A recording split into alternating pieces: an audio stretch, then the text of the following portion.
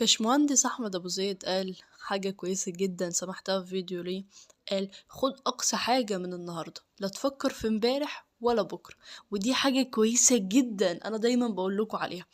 إن أنت لو اهتميت بالنهاردة، حسنت جودة عملك النهاردة في الحاجة اللي أنت عاوز تشوفها مستقبلا، هتلاقي ده مستقبلا ان شاء الله.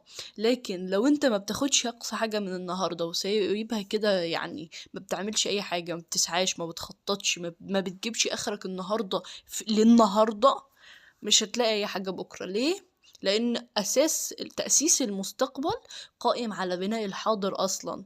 الحاضر لو كويس وجودته كويسة، المستقبل أكيد هيكون كويس. أنا مثلا لما بشوف شخص مجتهد، بقول هتشوفوا الشخص المجتهد ده ان شاء الله حاجة كويسة في المستقبل. انا لو شفت شخص مش كويس في الحاضر، هو ممكن يتحسن عادي، تمام. بس لو هو مش بيتحسن، في المستقبل بتاعه معروف، تمام، المستقبل بتاعه معروف. فبالتالي خد اقصى حاجة من النهاردة، اشتغل النهاردة على اي حاجة يعني في حياتك النهاردة، ركز النهاردة، لا تفكر في امبارح ولا بكرة. طب ليه منا؟